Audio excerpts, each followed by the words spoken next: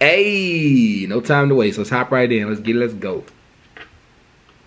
People who kind of study just like the way that we've evolved as human beings have kind of found that this idea of free will is a feeling that we have. It's a sense that comes kind of like after the fact when it comes to like action, where we feel like we have some agency because we have developed the ability to create a conjunction between this idea of like the past, the present, and the future. So, as we evolved, the organisms that were able to say, hold on, wait a minute, yesterday I did this and today I want to do that, they're able to strive for different goals, achieve more, and that's kind of just going to be like reminiscent of like intelligence and things of that sort. So essentially, it's just that if there's nothing that internally, right, is uniquely kind of causing your actions or your thoughts. Instead, your thoughts prompt your actions, but your thoughts have some cause that are either due to some type of biology or some type of nurture. This is kind of like the whole field of psychology, the nature and nurture debate. And then, there are many different angles we can take this from. It's pretty simple, so, yeah. Okay, if you guys want to just get into it, it's open conversation, so. Yeah, when it gets good. In regards to your claim that free will is basically some type of feeling that we have, okay. Would you agree that you are parodying like epiphenomenalism? Sorry, what's epiphenomenalism? Epiphenomenalism is essentially that consciousness is something that is a byproduct of neurosynapses, brain activity, and it's not an emergent property, right? So emergentism is kind of the state of neuroscience right now, and determinism was really couched in epiphenomenalism. So it's an epiphenomenon of brain activity. It's a sense that you're free, but it's not actually you're free. So that's called epiphenomenalism. I think there's a distinction between consciousness in of itself and free will. I think that free will is an illusion, correct? We're still a little bit kind of murky on like the nature of consciousness in of itself, but I do believe that free will is a feeling rather than something that is true, something that you can locate, etc. I think that instead it's kind of like... So hold on. I want to make sure I catch everything she's saying. She said free will is an illusion. I heard that part. And she also said the understanding of consciousness is murky. So if the understanding of consciousness is murky, how could you truly, really say that we understand free will? Because consciousness is a byproduct of our free will. No, not a byproduct, but a product of our free will. Like it helps. I'm saying product. It helps us get to our free will. So I'm gonna listen to her some more, but that was a little confusing. Free will is an illusion, and it's an illusion, but we don't have a full understanding of consciousness. To fully understand the concept of free will, we would truly have to understand consciousness to be able to come to a conclusion on that, I would think. And if we don't understand it, then there's a level of science that we need to travel down, right? I mean, I don't know. Am I right or wrong? Like our conception of like these processes and like the ways that we interact with the world. So you're arguing that the only thing that exists is materialism, right? She didn't say that. Like the material world? The material world, right? I don't think I have to posit that to make my claim. Not necessarily. I'm simply... Well, I'm asking, what is your claim? Are you a materialist? I don't think I have to, like, I haven't completely refined, like, my ideas on kind of, like, materialism versus idealism. I would probably be a materialist, but I don't think I have to, because that entails this conversation, or it's necessary for the conversation. So. Well, the idea is, if you're assuming materialism or any sort of epiphenomenal understanding of free will as some type of experience that's not rooted in actual consciousness or human agency, it's a circular argument because you're appealing to materialism, your brain, to come up with the universal truth statement that everything is determined. Hold on, I'm not appealing to the brain. I'm saying that, like... how do you come to your knowledge claims? Okay, so I'm saying that our brain interacts with our environment, right? And that is what creates our wants and desires. And those two things, like, for example, That's compatibilism. No, that's not. That's how, like, people make decisions, right? But so that's called compatibilism. No. So compatibilism is the idea that free will is when you act in accordance with your wants. Yes, that are shaped by the external environment. Yeah, and then that's exactly what you just said. Yeah, and then determinists also say, right, that we are also shaped by our wants, but free will does not mean that you act in accordance with your will. It means that you would have some agency in the moment to do whatever you want. In regards to like compatibilism versus determinism, determinism. We actually agree on the same facts of reality. We just define free will differently. So yeah, compatibilists would also say, yeah, you're a product of your environment and your biology, just as a determinist would. Yeah, they just changed the semantic word of freedom, and they say that you're making choices amongst conditioned responses. That's what compatibilism Okay, is. awesome. So there's a difference there in like that's why what should be determined free will. Okay, so let's get into epistemology. How do you? It's crazy because both of them are like at the same point of the argument, and to be real, like, oh man, okay, so this is a determinism. Basically, this is a determinist and a free will person debating. Of course, the title says a Christian Orthodox. You know that because most Christians believe in the concept of free will. Determinist, I've never really dived deep enough into this to fully understand where they were coming from, but I have a surface level understanding of determinism, and from my understanding, they don't believe that free will actually happens. They believe that it's a biological component that makes us what we are, right? That the biological component is what controls everything that goes on. Environment, biology, and those two things shape us into an environment where it's impossible for us to be making decisions on our own. We make decisions predicated on what our biology says and what our environment says. Which there's a level of truth to that, because if you're born in poverty, 9 times out of 10, I think the last study I looked at, you guys can look at it for me, it was like most of the time you end up back in poverty. If you're born in wealth, you end up in wealth. Wherever you are the most familiar with is where you end up becoming a part of yourself. There are those anomalies that rise out of poverty and become extremely successful, which is damn near almost all the millionaires. Not all, but like a half of the millionaire class. Most of them came from poverty-stricken environments, but so I wonder how that plays into her conversation of free will. But I mean, we'll see as the debate goes along. This is pretty good. I like this conversation. It definitely is a thinker. First time thinking in a while on one of these debates. So are you believe in objective truth? I'm not gonna lie, I like him a lot better than I like Andrew, because it seems like he has better questions and it seems like he's way more intelligent. Andrew's intelligent, but he's more like, I don't know, he's engaging in what she's saying, if that makes any sense. And he's not doing these weird ass arguments on just wordplay and shit like that. But let's see. That there is objective truth? Yes. I would say that like we can't make claims onto reality as it absolutely is. I think that like our kind of isn't that what you're doing right now? Hold on. Isn't that what you're doing? We make assumptions every day, right? That like the world around us exists. So we can do things like science, right, and psychology. That's we assumption. Assume, yeah, it's an assumption, right? That everyone like acts one today. We don't really know what the world exists outside, what it looks like outside of a human body. We know that, like, for example, ants don't see the same things as us, neither do like insects. Like even the color schemes that we see are different than animals. So we know that like objectively the world does not look the way that we see it, right? But we assume that it exists to interact with it, for ease, etc. That's how scientists come to conclusions. There are baseline assumptions, right, to engage with any of these facts. Yeah, but science is also appealing to the laws of logic, the law of identity, all these other things. I asked you a simple question. They all rely on assumptions, yeah. No, they're not assumptions. So you don't believe that 2 + 2 equals 4? We rely on this. Does 2 + 2 equal 4? We rely on the assumption. Does 2 + 2 equal 4? Can I answer your question? Because yeah. I don't want it to be a debate where like you're going to interrupt me and we can't. With Popeye's new $5 face. Oh man.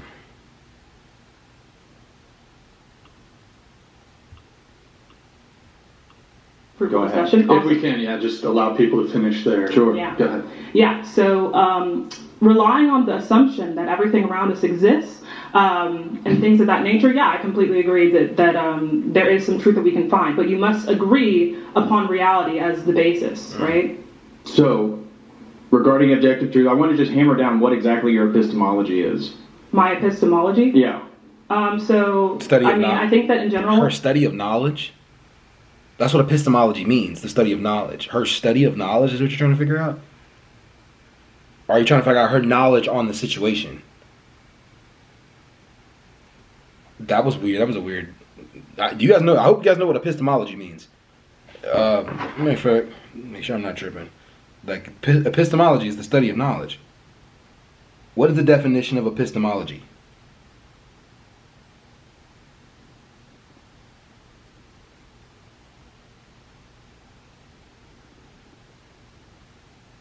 Yeah, the study of knowledge. Yeah. That was a weird fucking question to ask her. That question didn't make any sense. I don't think we can say that something is objectively true, because I don't think we can truly see reality as it truly is, because we already know that our faculties of experience, our senses, are set in some way that we know other animals already don't have, right? So we can only trust the human experience and what patterns that we recognize across the human mind, but we don't exactly know what it could look like outside of a human faculty of perception. Do you understand what that means? Yeah, which means that you just refuted yourself you're making universal claims right now. No, I'm not. Yes, you are. No, so this is you're making universal claims. We're not having. Okay. You just said free will doesn't exist. Now you're cutting me off. So why don't you stop and just relax for a second? Because what you did is you just fundamentally contradicted yourself by saying that all we do is we have experiences of our environment. We really can't make universal truth claims, and then you're coming here to actually make a universal truth claim by saying free will doesn't exist, or free will is just an experience, or free will is epiphenomenal, and therefore you've already undermined your own epistemological foundation, and leads to the inability to have any sort of rational inquiry. So for any conversation that you have, usually we have some subliminal assumption that relies within the conversation. For example, if I'm just let's say I love the Hunger Games, and I'm Katniss is the best, she's the best ever. She is the best huntress ever, or whatever. You could be oh, you're making a universal truth claim. Oh no. But actually, in that conversation, that's a preference. What is entailed, that's right? That's a preference. Yeah, right. That's a preference, but it's a statement. No, right? It assumes that she's a person. You realize there's a difference between universal truth claims and preferences. Let her Thank finish. you. Let her finish. Right. So in that conversation, there's an assumption made that we're presuming that we're making the presumption that these people exist in some sense, I guess, of being fictional characters, right? But there's an assumption there that you're making. So I think the most correct way to say that would be assuming or knowing that she's a fictional character, Katniss is the best huntress ever, right? But whenever we're in a conversation, whether it be metaphysical, whether it be philosophical, political, there are some underlying assumptions made to make any claim. The underlying assumption with this claim that I'm making is that free will is an illusion, right? So, that's a universal claim. No, it's not. No, it's not. It isn't. They're both right. It is and it's not. It's not a universal claim because it leads to a philosophical conversation. It leads to a philosophical. It has a philosophical root to it. So anything philosophical cannot be considered a universal claim, period, because it's philosophical. It can go either way. And, anything Nietzsche said, a lot of things Nietzsche said, people were like when he talked about the Übermensch and shit like that. That can't be considered a universal truth, right? And to say free will is an illusion. It's both. It is a universal truth, but it's not. It's weird. That's weird. They're both right in this scenario. But let's hear them both out though. Let's see what they say. What is a universal claim? A universal claim is when you make a fact or a truth claim that is universal. Yeah, no. So it would also mean that. Yeah, that's what it is. Do you see it as synonymous with absolute claims? Hold on. Okay, let's. What is a universal claim?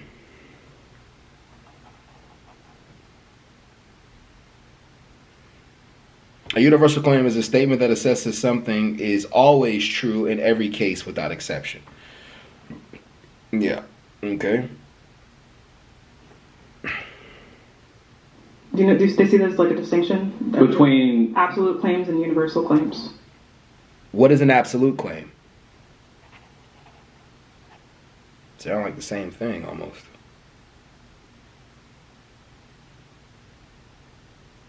Great question. They do similar, but there's a difference between universal claim and a universal claim. A universal claim is about the scope. It applies to all members of the group. An absolute claim is about certainty, no exceptions or conditions. It states something is completely true or false, often without allowing for gray areas or without doubt or nuance. So, is she trying to say she's not making an absolute claim? This is good. This is really good. Those would be the same thing. An absolute claim would be universal. Right. So I would make a claim if you want to make it synonymous with they're not the same thing. Something that just has to be true. I think that we don't know that anything has to be true unless we presume that this reality as we live in it is true. Do you understand that? Yeah, but you just again said there's no point in a debate. I never said there's no point in the debate. Your premise.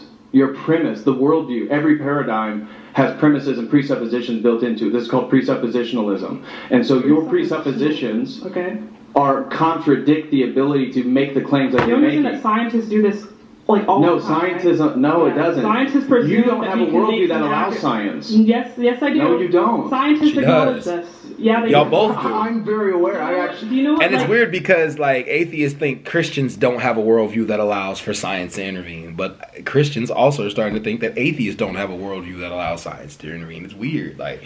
It's just circular reasoning on both ends. When two sides come together, it's like there's so many gaps within the reasoning amongst each other's conversation. And when two people are intelligent on both these areas, right, in the metaphysical area, it leads to great conversation like this. It does. Actually, the law of causality is? Oh, yeah, I know what the law of... Okay, what's the law of causality? You tell me. You're the one that's bringing it up, right? You're the one that has it written down on her paper here so she can look down and read the definition. Okay, it is here. But, people, you have notes. These are outlines for your worldview. They're different. I don't have definitions written down. Anyway, the law of causality essentially says that every event has some cause, right? If it doesn't have a cause, it's random, right? We make all these claims assuming that we can make some type of statements on reality, presuming that it exists, right? Scientists must presume that reality exists to make the claims that they do. So in the circumstances of this debate, I'm going to presume that reality exists, and therefore I'm going to make the claim that any event is either caused or uncaused.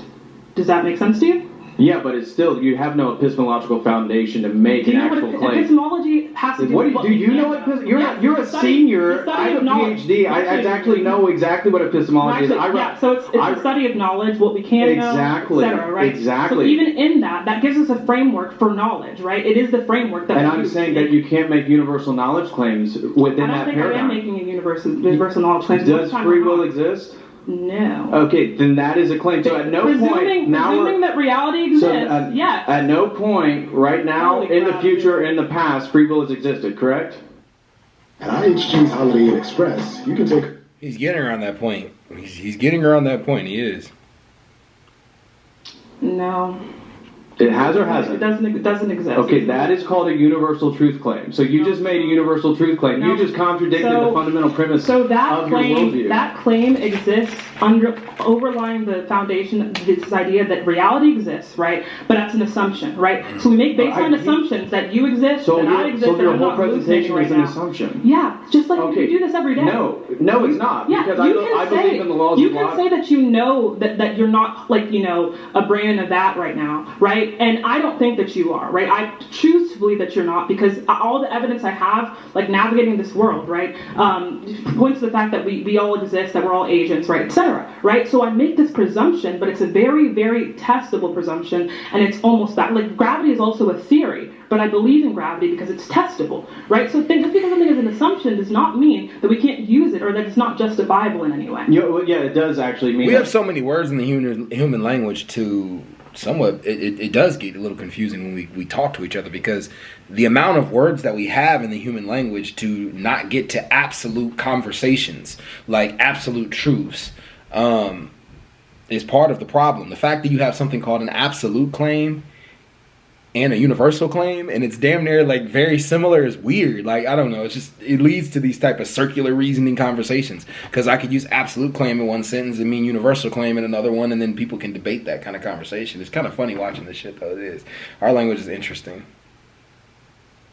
Do you not believe in gravity? That's now. Do you believe in gravity? That's a non-sequitur. It's a really dumb argument that you're making. So what? Okay, so you understand theories can hold true. But theories can actually be built on logical basis. Yes, and so does this one. Okay, so where do you? So how do the laws of logic exist? Because these are non-physical things. Yeah. I'm curious what your cosmology is because if you believe in the Big Bang, and you believe in material evolution ever since then you can't appeal to things like what are called philosophical transcendentals. You can't appeal to the laws of logic. You can't appeal to number theory. You can't appeal to all these different things because they're non-physical and they're universal and they're unchanging. You can't have. Let me finish. You can't have non-changing, non-physical things in an entirely materialist universe. This is a I'm known not thing. posing any idea of like a non-changing thing. That's my point. Okay. That's exactly my point. Awesome. Do you understand? So, what do you think my argument is? Because it Your doesn't argument sound is like that free will exists and that we are causal agents.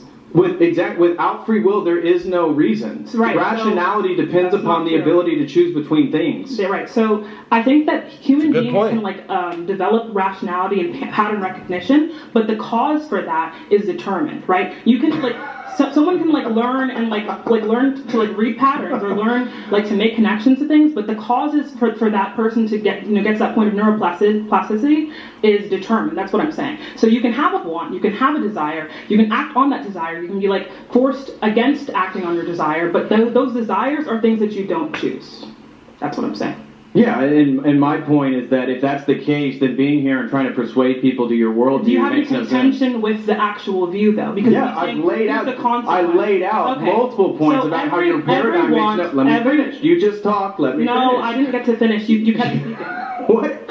I think it was her turn to talk. Let her finish, and then go ahead, David. Uh-oh. Or sorry, Patrick. My mistake.